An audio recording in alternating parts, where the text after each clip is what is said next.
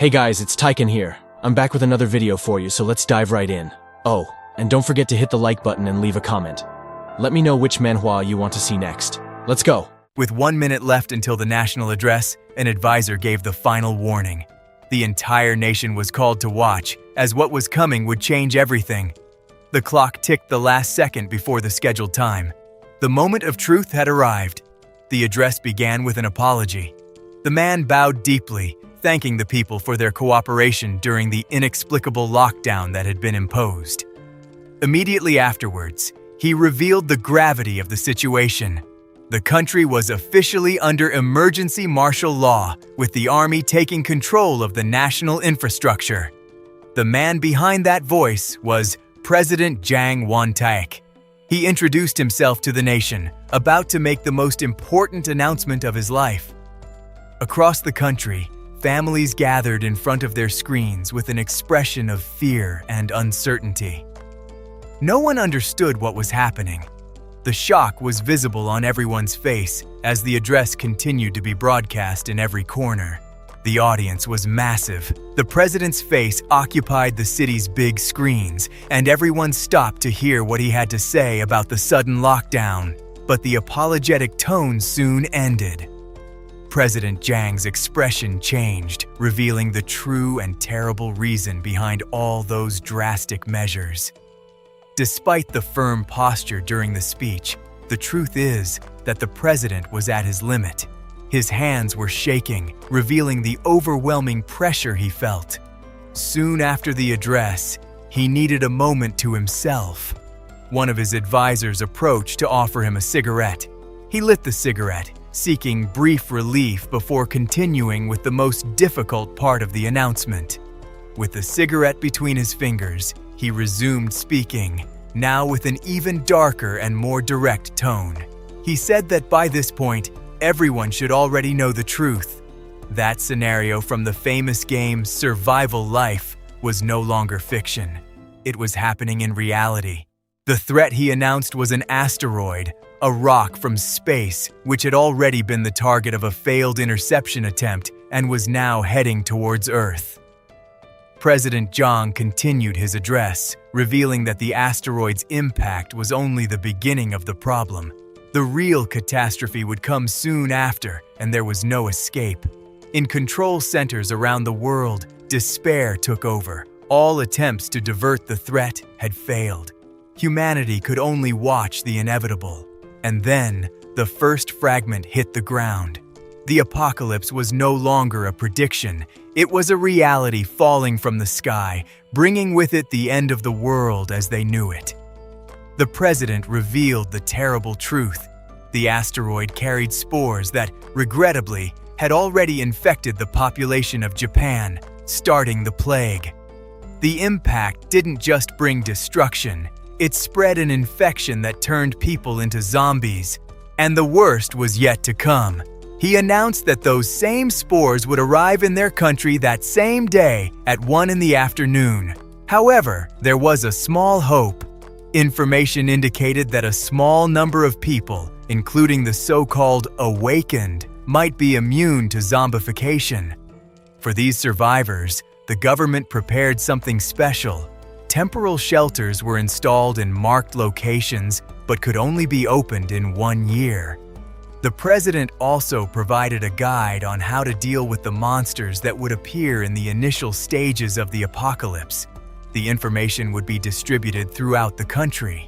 He admitted his failures, but stated that he had done what was necessary in the final moments. That was his last duty as leader of the nation. With a final request that everyone meet again alive and well, President Jang said goodbye. The broadcast ended. In a dark room, someone watched the end of the world on television. Beside him, a small dog slept, completely oblivious to everything. The viewer turned off the TV. There was nothing more to be said. The time to prepare had come. He got up, already equipped for what was to come, backpack on his back, gun in his hand. He was not a passive spectator. For most, it was the end. But for him, it was different. He faced the future with a confident smile, as he already considered himself a veteran of the apocalypse. The story goes back a few months to a time before the real apocalypse. In a virtual world, a group of players met in the middle of a destroyed city, ready for another match. One of the players, Pekpek, was visibly tense. He confessed that if he lost that day's bet, it would be his third consecutive defeat. His teammate did not forgive the weakness, saying that a defeat like that would turn him into a complete newbie. The pressure only increased. The team was, to say the least, eccentric. Each member with their own playing style and bizarre look, but all focused on the same goal. Another player, Kimbap Joa, seemed to agree with the taunt, making it clear that everyone's eyes were on Pekpek. With the taunts aside, the group finally prepared for battle. It was time to show what they were capable of. The tension was palpable. Each second felt like an eternity as they waited for the signal to begin. And then, the action began. Pokpok and his partner advanced with everything against the horde of enemies, shouting at each other amidst the chaos. The combat was frenetic. The rabbit-eared player moved with agility, using his staff to clear a path. Pekpek was not left behind either, using his knives to defend himself from attacks coming from all sides. The pair fought in sync, but his luck ran out. Out of nowhere, a giant fist descended from the heavens, aiming directly at his head. The impact was brutal, throwing Pekpek away as if he were nothing. The owner of the fist was a colossal monster, a true tank of flesh. Unfortunately for the team, it was another human shield blocking the way. Frustration took over Pekpek and his companion. That monster had complicated all of their plans. But amidst the despair, someone in the group had an ace up their sleeve. A hand closed on a detonator, ready to turn the tables. The detonator was activated, and a violent explosion engulfed the giant monster. The group's risky strategy had worked, eliminating the obstacle once and for all. From afar, the team's archer confirmed the hit. His precision had been the key to victory, but he was already preparing for what was to come next. He steadied himself on the ground, ready for the next wave of enemies. Without hesitation, the young man pulled another arrow, charging it with energy. The fight was far from over, and every second counted. Except all this action was just a game screen, and in real life, the players were sprawled out on a rooftop, bored to death. They complained that the game was no longer fun. The situation was so disheartening that one of them commented that it wouldn't be surprising if the servers were shut down at any moment. The game was practically abandoned. Another player, desperate for some excitement, begged for a new stimulus. Meanwhile, his friend just laughed, saying that he should calm down. The frustration was visible on everyone's face. The game that was once a passion was now just a source of monotony. But suddenly, something broke the silence. The archer received a notification in the game chat, the first in a long time. The message was from a newbie.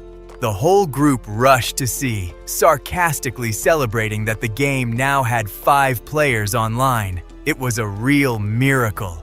With exaggerated smiles, they crowded together to welcome the new player, ready to play a prank on him. However, the newbie's response wiped the smiles off their faces. He asked if what he was seeing was really the tutorial, and the question shocked everyone. What the newbie was describing was not a common tutorial. It was a scene of brutal and explicit violence, something that shouldn't be at the beginning of the game. Perplexed, the veterans wondered what the developers were thinking. That absurd difficulty was the reason why no one played anymore. The situation was so bizarre that the girl in the group simply gave up and walked away. That game had finally crossed the line. Little by little, the other veterans also began to say goodbye. Their journey in that world had come to an end, and it was time to return to real life. The protagonist, who used the name Kimbap Joa in the game, didn't want to accept that it was the end. He watched his friends leave, one by one, without being able to do anything. Even with the other veterans logging in less and less, Kimbap Joa refused to give up. He kept playing, hoping they would come back, but his friends seemed to have completely lost interest and weren't even entering the game anymore. That world, once full of adventures, was now emptying. And so, the last companions disconnected, leaving Kimbap Joa completely alone. The game, which was once their refuge, now only had one player online, him. Even so, he continued. Kimbap Joa recorded videos and did lives day and night, hoping that his friends would see them and decide to come back to play with him once again. He broadcast his battles, showing that there was still life in that abandoned world. Each monster defeated was a message to his friends. I'm still here, waiting for you. But months passed and nothing changed. The game remained the same, with relentless enemies and no updates to bring the players back. Hope was running out. He remembered the old days when the group was complete, each with their unique avatar, ready for another adventure. It was a memory of a time that would never return. In the end, frustration won. He realized that the game was beyond saving and that it was time to really give up. It was the end of an era. And just when he decided to stop, an official notification appeared. The operations team announced that, in 1 week, the Survival Life servers would be shut down forever. The announcement brought a bitter regret. There was one last monster he always dreamed of defeating together with his friends. One last goal he wanted. The regret was too great to be ignored. There was one last promise to be fulfilled, one last monster to be defeated. He prepared to dive into that world once more, perhaps for the last time. His preparation began with information. Years of research, data, and all the secrets about his enemy were stored there, waiting for the right moment to be used. And the man behind all this research was Kang Seong-ho.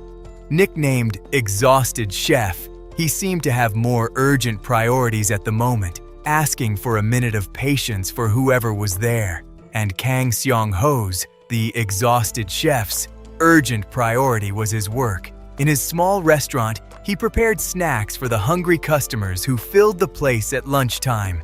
Each movement was precise, the result of years of practice. Far from the world of games, this was his daily reality, a routine he completely mastered. The place was always full of students, a sign that his work was well done. Life went on as normal, oblivious to the game servers about to be shut down. That restaurant wasn't just a business, it was a heritage, a legacy from his parents. The name on the facade carried the weight and pride of his family.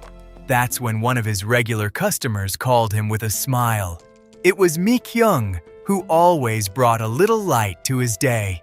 He greeted her back, as he always did. Her presence was a familiar and pleasant part of his routine. Mi Kyung's presence always caught his attention. To Seong-ho, she was a special customer. He knew her name was Mi Kyung, a local hairdresser and loyal customer.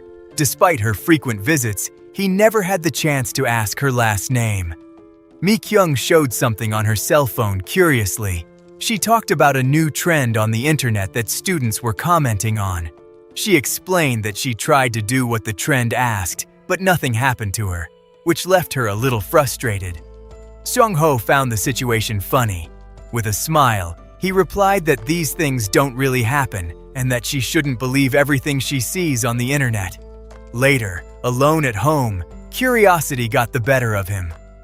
Driven by an impulse, he thought about the command that Mi Kyung had mentioned, and, to his complete astonishment, something happened. He recoiled in disbelief. This couldn't be real. It was a joke, a hallucination, but the sensation was too vivid to be ignored. A translucent window of blue energy floated in the air. The interface was strangely familiar, like something he had seen countless times before, and then it clicked. That wasn't just any status window. It was the system interface of Survival Life. the game that was about to end. Somehow, the game had become real. Kimbap Joa could hardly believe what he was seeing. The game's status window was really there, floating in his room. This was not a hallucination. The system was real. His stats were basic, like a complete beginner. But one specific feature caught his attention: the ability to open a private portal. This was different from the original game. Then, it started to dawn on him. If the survival life system was real, that meant the monsters and the apocalypse from the game could also become real. He pondered for a moment. The idea was scary, but also intriguing. As the foremost expert in that game, he knew that no one in the world would be more prepared. Determined to test the theory, Xiong-ho activated the ability he saw in the status window. A bluish energy gathered before him, forming an unstable vortex that distorted the air in the room. The portal materialized, identical to the labyrinth gate from the game. He marveled at the sight, realizing that this power was in his hands, but the initial awe quickly gave way to panic. It was one thing to imagine that everything was real, another to have the confirmation right in front of him. The weight of that reality hit him hard, and cold sweat ran down his face. Desperate for some logical explanation, he picked up his cell phone. If something so big was happening, there would surely be some news about it, and he found it. A news story about an asteroid called Yunjambi. However, the article said that NASA guaranteed the chance of collision with Earth was practically zero. But the name of the asteroid chilled him to the bone. Yunjambi was not just any name. It was the name of the final monster, the event boss that caused the apocalypse in survival life. The coincidence was too great to be ignored. If this was really happening, he couldn't stand still. He needed concrete proof, and there was only one place where he could find the truth about what was to come: inside that portal.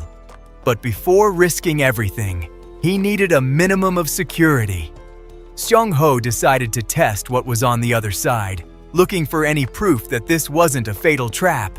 With a trembling hand, he prepared himself for the unknown. The fear was real, but the need to know what was to come was much greater.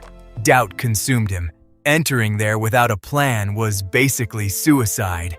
He wondered if it wouldn't be too dangerous to act on pure impulse, driven by panic. However, the fear of what the future held was greater than the fear of the portal. With a cooking ladle as his only tool, he prepared for what was to come.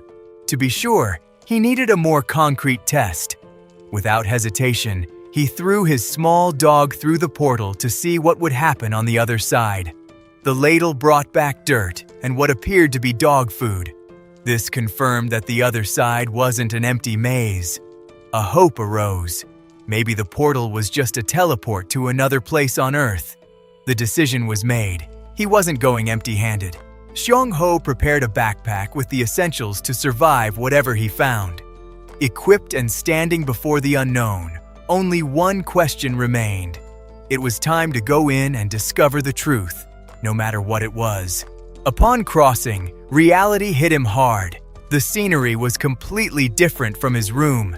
He could hardly believe what he was seeing. The portal left him in the middle of a vibrant and unknown forest. This was real. He was no longer at home. While absorbing the new environment, a peculiar creature caught his attention. A blue bird with a metal ring on its head watched him from a nearby branch. He checked his cell phone, but as expected, there was no signal. The battery was full, but the device was useless for communication. This confirmed that he was in a completely isolated area. Without a way to guide himself, he needed a plan to avoid getting lost. The priority was to explore, but leaving a trail to be able to return to the portal. He began to mark the trees, creating a path back.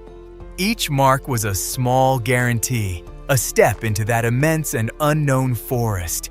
He entered the woods, which seemed to have no end. With each step, the hope of finding some civilization diminished. He just hoped that something would appear soon. The strong sun and endless walk began to weigh him down. Xiong-ho felt the effort was draining him, but he continued onward through the unknown forest. But then, he felt he was no longer alone. A sinister presence arose among the trees, watching him with bright red eyes. Before he could react, a beam of red light cut through the air, grazing him and throwing him to the ground. Fallen, Xiong-ho braced for the worst, but what he saw left him speechless. It wasn't a monster, but a white deer. A system window confirmed he really was in a game world. The creature, however, didn't seem aggressive at all. It just stared at him with an intimidating calm, and as quickly as it appeared, the deer simply passed him by and went on its way, completely ignoring him. Xiong-ho released the breath he didn't even know he was holding. The scare was great, but the relief was even greater. He thought the story would be very different if he had encountered stone monkeys or hunchback boars. Compared to them, a mysterious deer was the least of his problems.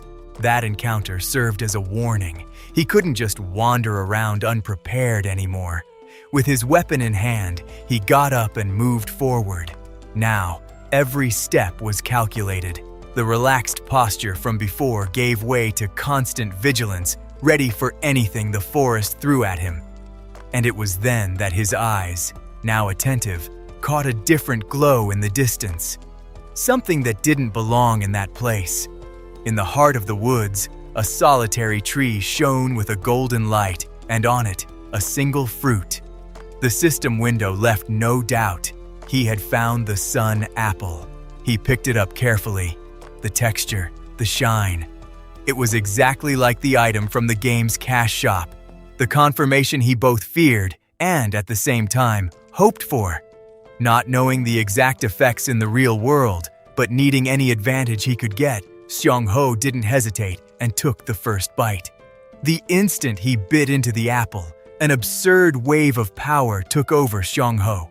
He could hardly believe the energy that was now flowing through him, a sensation that transcended anything he had ever experienced in the game. When the energy dissipated, he sat down to process what had just happened. That power wasn't normal, and the reality of the world he was in became even more palpable and dangerous. But the initial euphoria gave way to a dark memory, a sense of déjà vu, a terrible premonition that he couldn't ignore. The memory hit him with full force, bringing back the despair and anguish of a future he already knew. A future he only lived in the game, but that now seemed all too real.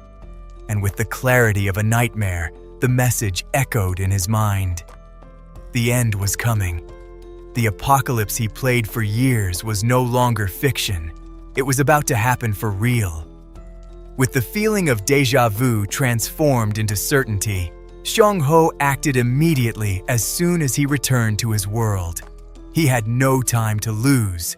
The first thing he did was look for the hard drive with the old game recordings. Everything he streamed and recorded for fun had now become the world's most important survival manual. Each click was a race against time, searching for crucial information in his own videos. Reviewing the images, he remembered the various disasters of the apocalypse, but one of them was the worst of all: the so-called Iron Death disease. In addition to the spores that turned people into zombies, civilization would face an even greater collapse. The disease was a phenomenon that literally disintegrated all kinds of metal, reverting society to the Stone Age in a matter of hours. The effect eventually passed, but it could take 6 months to a year, depending on the region. Enough time for complete chaos to set in. However, for Xiong-ho, this catastrophic disease might not be such a big problem. The ability he obtained from the Sun Apple was a private portal, a pocket dimension where, hypothetically, the Iron Death disease wouldn't be able to enter. With the initial analysis complete and a plan in mind, Xiong-ho used all the money he had saved. He bought supplies, weapons, tools, food, and medicine. The preparation had begun.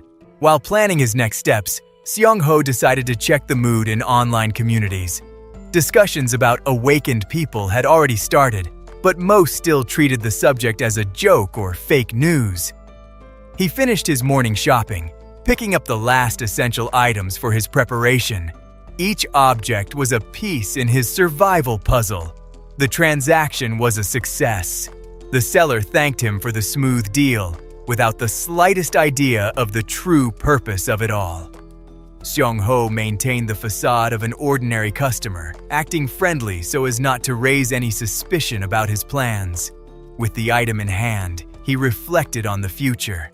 If his plans failed, it would be years of pure struggle and suffering. It was a life-or-death gamble. On the way back, an acquaintance approached him. Seong-ho's strange movements were already starting to attract attention. The man seemed worried and curious about what was happening. A girl who was with him also showed surprise. To throw them off, Seong-ho made up an excuse about planning a major renovation in his store. He kept smiling, saying he had important things to do. The last thing he needed now was curious people getting in the way of his preparations. He said goodbye, trying to end the conversation as quickly as possible. The girl looked like she was going to ask something else, but at the last second, she hesitated and decided to keep it to herself. She turned and walked away. Seong-ho watched her walk away, feeling relieved to have avoided more unwanted questions. Alone again, his expression changed completely. The friendly facade disappeared, giving way to the seriousness of his mission. There was no more time to waste on distractions. Back in his hideout, he prepared himself. There were very important things to be done, and the first of them was to use his powerful new ability. He activated the portal. In the past, Seong-ho was a planner. His mind created brilliant strategies, but his body couldn't keep up. This physical weakness left him behind in direct combat, a flaw he could no longer ignore. To overcome this limitation, he decided to start intense training. The first step was to master the bow and arrow, a weapon that relied more on precision and technique than brute strength. Each pull on the bowstring was a test of endurance, an effort he wasn't used to making. Even with his muscles trembling, he forced himself to continue, repeating the movement several times, encouraged by a motivational video on his cell phone. Apparently, the contagious energy of that figure on the screen was exactly what he needed to not give up. Little by little, the repetition began to pay off.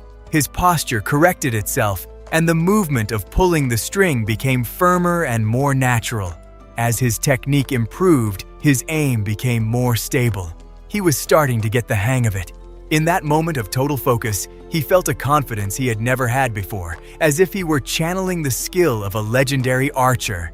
Then, with a quick and fluid movement, he released the arrow, which flew in a perfect arc towards the target. The result surprised him. Seong-ho looked at his own hand, impressed by the talent he didn't know he possessed. But it wasn't a natural talent. The marks and calluses on his hand were proof of the effort and pain he endured to get there. With the basic preparations completed, Seong-ho felt it was time to move on to the next stage of his plan. He ventured deeper into the forest, now with a new purpose in mind. The strategist inside him was back in action. He began to analyze the terrain and take notes, mapping the area carefully. The work was now manual labor, clearing the dense vegetation to prepare the site. Every detail was crucial to what he planned to do next. While exploring the area he had prepared, Seong-ho came across an unexpected discovery. He couldn't help but celebrate his luck in finding the fruits. But the young man wasn't there by chance. He followed the markings he had left himself, looking for something specific he had seen before. His veteran memory didn't fail him. He was sure that what he was looking for was nearby and continued his search carefully. And then, he found it. It wasn't treasure, but a trail. Goblin droppings. For a strategist like Seong-ho, that was more valuable than gold. He knew that goblins were creatures that lived in packs. Therefore, finding a solitary trace was a sign that something was out of the ordinary. Analyzing it closely, he noticed that they were just seeds. This confirmed his theory. The goblin wasn't eating properly, probably in exile from its group. It was the perfect opportunity, an isolated and weakened enemy. Seong-ho decided that he needed to find this creature at any cost to test his new abilities. But time was against him. Night was beginning to fall, making the hunt much more dangerous and unpredictable. However, a familiar sound cut through the silence. The howling of wolves indicated that he was approaching the valley, exactly where he expected his target to be. And there it was, a lone goblin, drinking water in a stream, exactly as the young planner had predicted. The creature looked identical to those he knew from his research. A clear target, but still dangerous. In his mind, the information about the monster was clear. A low-level goblin whose main weapons were spears and darts with paralyzing poison. Observing from a distance, Seong-ho noticed two crucial details. It was an old goblin, and having been exiled, it wasn't carrying any weapons. It was for moments like this that he had chosen the bow. Calmly and precisely, Seong-ho prepared the arrow. All his training would be tested in that single shot. The goblin drank water peacefully, completely oblivious to the danger that watched him from the shadows. For him, it was just another day of exile. Seong-ho took a deep breath and released the arrow. All his training, all his preparation came down to that single instant, that silent shot that cut through the air. The impact wasn't on the vital point he expected. The arrow hit the creature's shoulder, which howled in pain and fury, finally realizing that it was no longer alone. A mistake. He knew that a mistake like that could be fatal. Without time to regret it, Seong-ho prepared a second shot, aware that he needed to finish this quickly. The hunt had become a direct confrontation. The element of surprise was gone, and now the young man faced a wounded, but much more dangerous, monster. The goblin, even old and unarmed, proved to be a battle veteran. He advanced with a ferocity that caught Seong-ho off guard, forcing him into a desperate fight for survival. The battle was a blur of quick movements and instinctive reactions. Seong-ho used everything he had learned, dodging and counterattacking, feeling firsthand the difference between training and a real fight. Exhausted, Seong-ho collapsed onto the monster's body. He did it! A system notification confirmed his victory, but the feeling of relief was the greatest reward. Like in the games, the goblin's body dissolved into particles of light, leaving behind a small leather pouch, the first loot of his new life. Inside the bag, he found a powder and what appeared to be fangs, items that, according to his vast experience in the game, could be combined to create something useful. But there was no time to celebrate.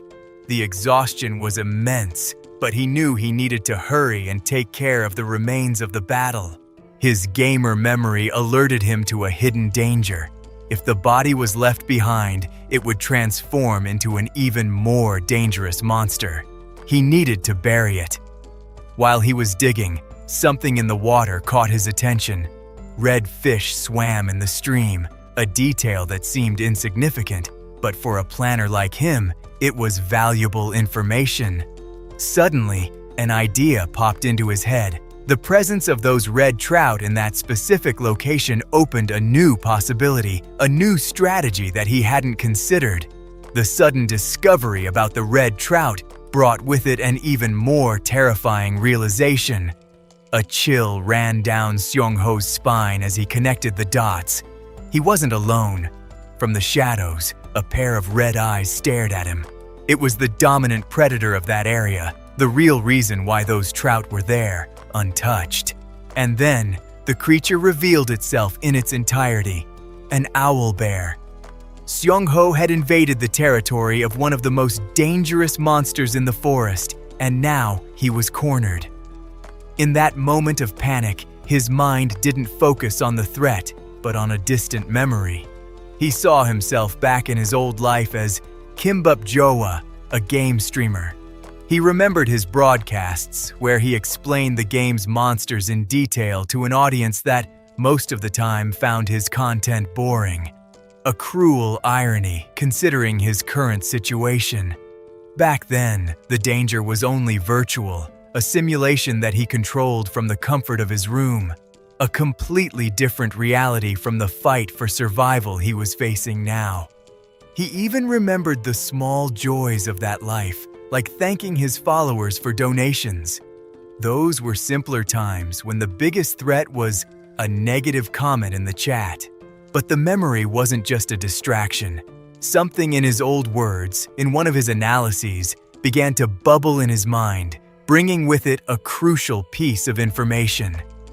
He forced himself out of the nostalgia and back to reality. It wasn't time for memories. He needed to think, to use all the knowledge he had accumulated as the planner Kimbap Jawa. The image of his own guide on elite monsters popped into his mind. He had studied the owlbear, its attack patterns, its weaknesses, and, more importantly, its behavior. He remembered explaining that the key to defeating an owlbear wasn't brute force. The answer was in understanding the creature's psychology, its motivations, and its territorial instincts. The information was all there, buried in his gamer memories, waiting to be used. Seong-ho wondered why, on the verge of death, his mind was showing him these happy memories of the past. And then he understood. It wasn't his life flashing before his eyes. It was a reminder of his former self, a message for him to pull himself together and use the knowledge he already possessed to survive. The man with the lantern froze, remembering a crucial piece of information. Owlbears were known to destroy everything they saw when they were hungry. But he realized something. The fact that the creature was just standing there, watching, meant that, at the moment, it wasn't hunting for food. The creature was exactly as the legends described, a monster that attacked out of hungry instinct. Only this one seemed to have another reason for being there. While the other man panicked, Seong-ho's mind was working. The monster's passivity wasn't a relief, it was an unknown variable, and that was irritating him. It was then that he noticed the fish in the water and understood everything. He hadn't just found the creature by chance, he had invaded its territory. Knowing the reason for the confrontation, Seong-ho's focus shifted. He analyzed the surroundings, asking himself the most important question: would there only be one of them? There was no more time to think. He sprang into action. At that moment, he needed the strategic mind of his former self, Kimbap Joa. But the harsh reality was that his body was still that of Kang Seong-ho, with all his physical limitations. And that was the most frustrating part. He had the perfect plan, but executing it would require a physical effort that he barely possessed. While Seong-ho struggled with his own limitations, his companion completely surrendered to fear, screaming in despair. The owlbear, however, remained focused. The observation time was over. When the creature advanced, the game information came to Seong-ho's mind. The owl's head guaranteed optimal night vision, but also a fatal weakness to bright light. He had already memorized all the attack patterns. Knowledge wasn't the problem, execution was. To survive that blow, there was only one perfect moment to act, a single chance to turn the tables, and he seized it. Instead of backing away, Seong-ho used the momentum of the attack to launch himself onto the creature's arm, climbing towards its weak point. He aimed the light directly into the creature's eyes, exploiting the only weakness that could save him. The monster roared, blinded and disoriented by the sudden brightness. At that instant, all of Seong-ho's concentration was on keeping the light steady. It was an all-or-nothing gamble, and then everything went silent. The fight, the forest, the monster, it all disappeared. He woke up to the sound of his alarm clock back in his room. It was 8 in the morning. Xiong-ho turned off the alarm, feeling the weight of the previous day. The memory of the chase was still vivid. He had passed out as soon as he managed to escape, exhausted after fighting a goblin and an owl bear. His whole body ached. He didn't have any strength left. Trying to get up was useless. He simply collapsed onto the floor, completely drained. That's when he saw it. A strange glow coming from inside his backpack. Inside, he found a golden apple, an item that shouldn't exist in the real world. Without thinking twice, he took a bite. A surge of energy coursed through his body. The exhaustion vanished, and he felt alive again. With his strength restored, his first thought was to fill his stomach. The battle had left him famished, but as he pulled himself together, a slight hesitation took over. Reality seemed increasingly strange. While Xiong-ho was trying to process the strangeness of his reality, an acquaintance suddenly appeared. With a smile, she said that she also came to eat and that it was good to have a dining companion. She then took the opportunity to ask if he had already tried using the status window that she had mentioned before. Xiong-ho was caught off guard. He didn't expect her to bring up that subject so openly. The girl insisted, curious to know if he had managed to see anything. She seemed genuinely convinced that it was real. To prove her point, she showed him a news story on her cell phone, something that, for her, was irrefutable evidence. The headline talked about a wad of cash that simply disappeared from a convenience store, an inexplicable event. Xiong-ho decided to lie. He replied that he tried, but that nothing appeared for him, preferring to keep his abilities a secret. But in reality, he remembered perfectly how it all started. That digital portal that appeared out of nowhere. He remembered the other people who were there, watching with a strange expectation, as if it were a show. At that moment, he was alone, facing a choice that would define his future, a choice that was sealed the moment he reached out and touched one of those mysterious cards. The protagonist knew that revealing his hand now would be a mistake. In an apocalyptic world, showing your cards was like asking to be devoured. That's when her expression changed. The girl confessed that, in fact, she had also lied about something. Xiong-ho stared at her in silence. The relaxed atmosphere of lunch had completely disappeared. However, instead of pressuring her, he was understanding. He said that it was okay, and that she could tell him when she felt ready. Back at his hideout, Xiong-ho watched the supply delivery. He felt a deep respect for those who, even with the world falling apart, still did their jobs with such dedication. He made a point of personally thanking the delivery man for his hard work, a small gesture of normalcy in completely abnormal times. With the supplies finally stored, the real mission of the day could begin. He took a deep breath, preparing for what was to come. Among the items that arrived, there was a specific package that he was eagerly awaiting. It was the centerpiece of his plan. Inside the box, a fireproof suit. Xiong-ho knew that to face certain monsters, preparation was everything, and he would leave nothing to chance. He equipped himself without hesitation. Each item was chosen with a clear purpose in mind for the operation he was about to begin.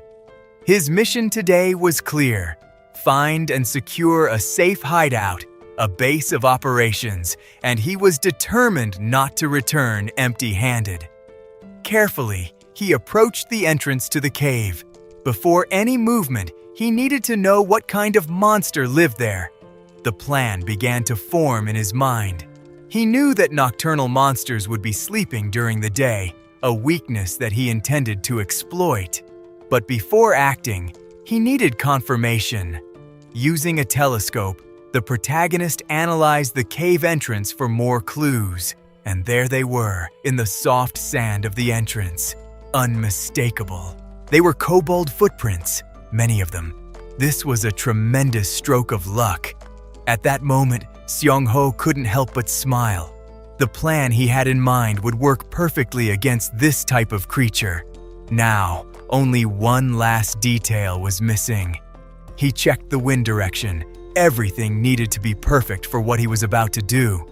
Inside the cave, the kobolds were already drowsy. Xiangho's plan was working perfectly, and the creatures didn't even know what was hitting them. Even so, the protagonist knew that the task would be more difficult than it seemed. He prepared for the next phase of his conquest plan. He spread a flammable liquid over a pile of dry branches positioned at the cave entrance. With everything prepared, he moved away, ready to start the trap. The smell and smoke began to take effect, and the monsters inside woke up confused and disoriented. But the noise attracted more than just kobolds. 2 other reptilian creatures appeared, alerted by the commotion. An unexpected complication. Xiangho saw the new targets, but didn't hesitate. He knew it was time to attack before the situation got out of control. He grabbed his axe, ready for combat. Without wasting a second, the young man advanced to intercept the first monster that came out of the darkness. His blow was a perfect arc of energy, hitting the creature with devastating force. The result was immediate. A single attack was enough to take down the monster. Xiangho was surprised by his own strength, questioning whether an instant kill was already possible. A system notification confirmed that his level had increased, and that's how it all started. He had thrown his lit lighter onto the soaked wood. The bonfire exploded in flames, sending a dense cloud of smoke straight into the monster's lair. The strategy was to weaken them with the smoke and eliminate them when they came out confused. Now, Xiangho was just waiting for the rest of the group to appear. Xiangho's strategy began to pay off. The first kobold came out of the cave, already dizzy and disoriented by the smoke that was taking over the place. But in an instant, the creature realized it was a trap. Panic took over the monster. The pack leader let out a warning cry to the others who were still inside, and soon after, the rest of the group began to come out. Despite being confused, the kobolds were agile. 2 of them jumped over the bonfire, escaping the cloud of smoke. They positioned themselves quickly, ready to attack whoever was waiting outside, until one of them finally found their target. But Xiangho was more than prepared. He slaughtered the first monster that approached without any difficulty. Seeing his companion fall, the rest of the pack advanced at once, surrounding the protagonist. But he wasn't intimidated. Xiangho raised his axe, ready for combat. With a single spinning motion, the young man cleared the area around him, hitting multiple targets at once. The battle was chaotic, but Xiangho maintained the advantage, facing each of them head-on without retreating. And for those who escaped the axe, he had other tricks. An aerosol spray was enough to blind the approaching enemy. The creature screamed in pain, completely vulnerable to the next attack. Xiangho didn't waste the opportunity. The blow was quick and final. The fight had been easier than he expected, but fatigue was already starting to weigh on him. After taking down all the minions, Xiangho turned to the Lenny's enemy.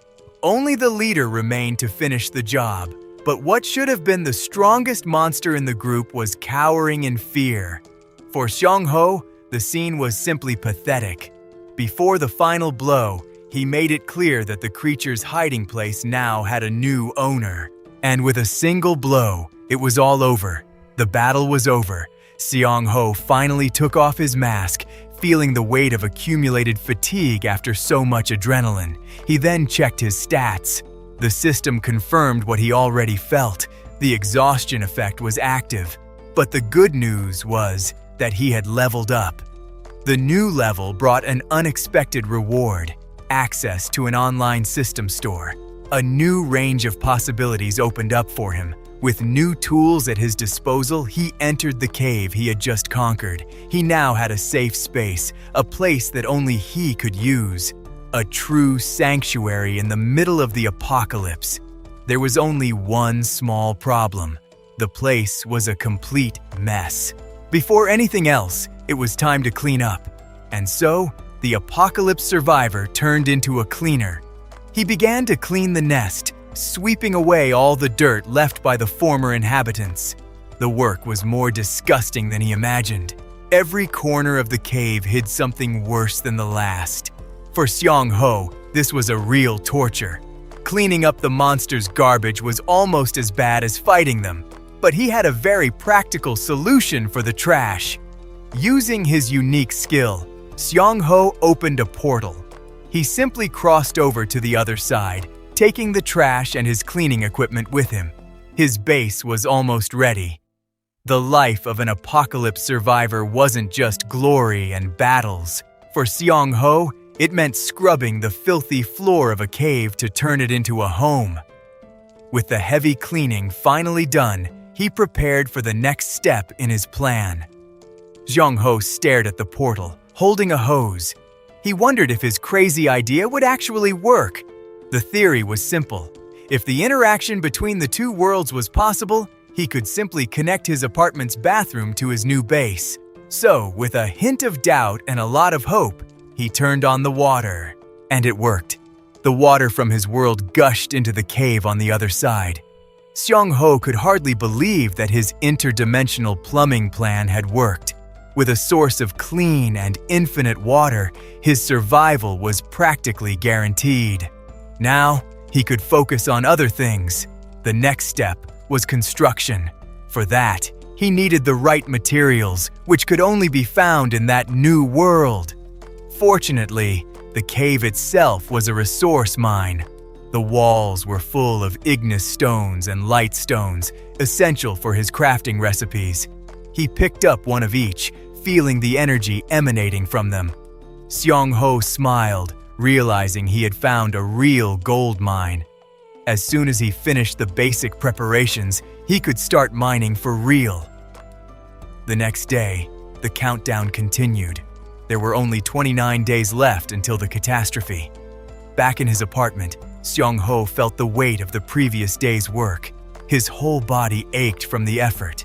He also noticed that he was covered in small cuts and scratches, the result of the battle and cleaning in the cave. That gave him an idea. He gathered the ingredients he had, including guaca powder, to test a healing ointment recipe from the game. With the ingredients in hand, Seong-ho was ready to test his knowledge of the game in the real world. He needed an ointment to treat the injuries he had accumulated. He started the process by mixing the guaca powder with water, following the recipe he knew by heart. Then, he stirred the mixture vigorously until it reached the right consistency, turning into a solid paste. The result was a success. The system confirmed the creation of a functional ointment capable of healing minor injuries. It wasn't much, but it was something. Without hesitation, Seong-ho applied some to his arm and felt the almost instantaneous healing effect, exactly as he remembered from the game. However, the ointment made him reflect. Treating injuries was good, but relying on it every time he went into combat would be unsustainable. He needed a better solution. He remembered the brutality of the confrontations. To survive, he needed a way to eliminate enemies from a distance before they could even touch him. The protagonist pondered his options. Maybe a slingshot, or even better, a firearm that could take down one or two targets right away. And it was at that moment that a forgotten idea came to light. Suddenly, he remembered something important. A side story from the game that most players ignored, but that could now be the key to what he needed. That wasn't part of the main story, but it contained information that could be crucial. Seong-ho went straight to his room to look for more details. He rummaged through his old files, looking for anything related to that specific side quest. And then he found it. A device that was directly linked to that forgotten memory of the game. He confirmed his suspicion. If the precursor event of that story happened in the real world, it would be extremely advantageous for him. A new plan was beginning to form. With a new goal in mind, he wasted no time. He went up to the roof to continue building his base just as he had planned. While organizing the supplies he had collected, Xiang-ho used his inventory to store the most important items. Each resource was vital to his survival and needed to be protected. After storing everything, he went down to the street. There was still a lot of work to be done, and he couldn't waste time. But as he left, he was interrupted by a familiar voice calling out to him. It was the neighborhood hairdresser who greeted him with a smile, noting that he seemed to be around there more often lately. Her observation caught him by surprise. He hadn't realized his movements were being noticed. Xiang-ho responded a bit awkwardly, confirming that he was busy renovating the store. Seeing the state of his hair, she seized the opportunity and suggested a haircut right then and there, since it had been a while since he'd last been to the salon. The idea made him stop and think. He really did need a cut, especially for the explorations to come. Xiang-ho didn't hesitate and accepted the offer. It was a good time to change his look and prepare for what was to come. Once in the chair, he made a drastic request. He wanted her to shave it all off. It was a way to mark a new beginning in his life. The hairdresser was completely shocked by the request. Shaving it all off was a bit too extreme, even for him. Despite her surprise, she began preparing his hair for the cut, determined to fulfill the client's request. And with the first snip of the scissors, Xiang-ho's transformation officially began. She decided that if it was going to be a radical change, she would make the most beautiful cut possible, honoring his trust. Seeing the result in the mirror, Xiang-ho himself could hardly believe it. The change was genuine and impactful. While Xiang-ho was processing his new appearance, a side conversation in the salon caught his attention. He didn't quite understand what was happening. He listened attentively, trying to piece together the puzzle. Suddenly, the hairdresser, who had been so calm, showed genuine surprise as if she had seen a ghost. A new figure had entered the salon, and his presence was already changing the atmosphere of the place. It was Oh In-hak. The system screen revealed that he and Xiang-ho already had an old feud over noise. What a coincidence.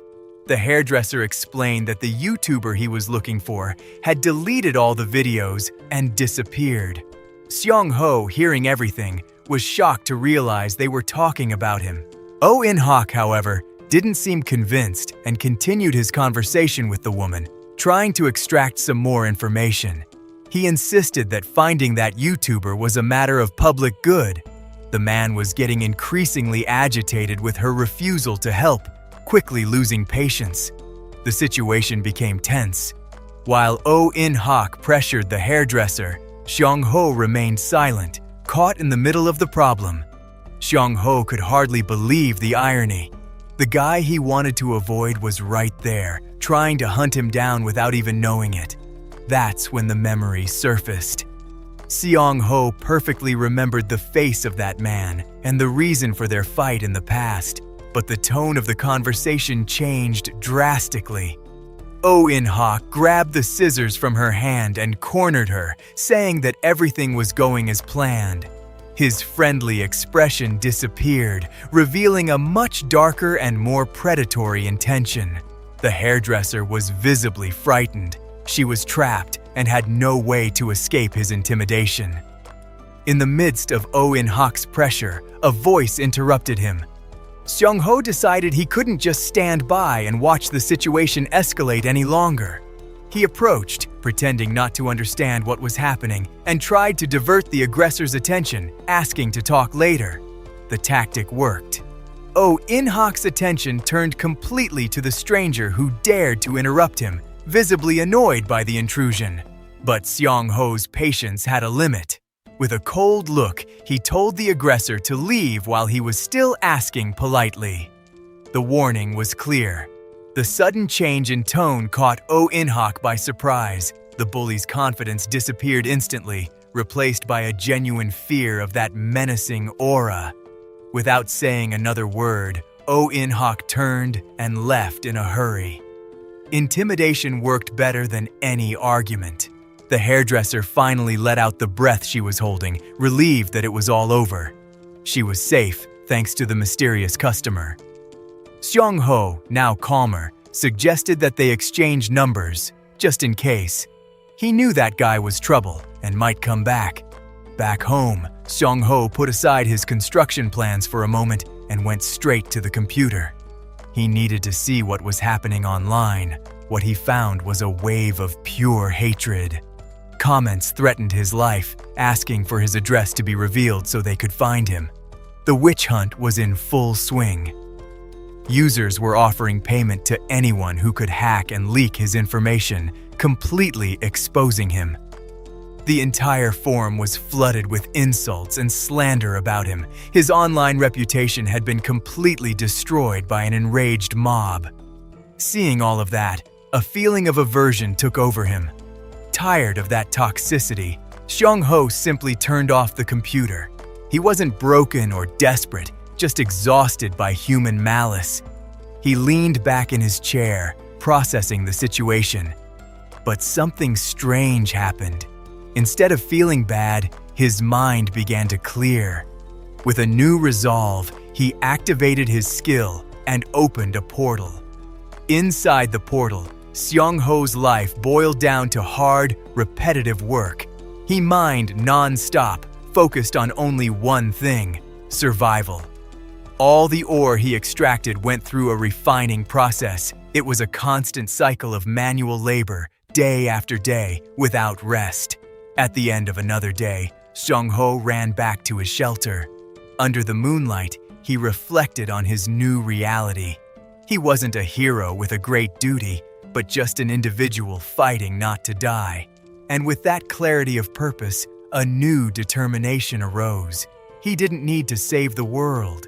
He just needed to save himself, and he would do whatever it took to do so.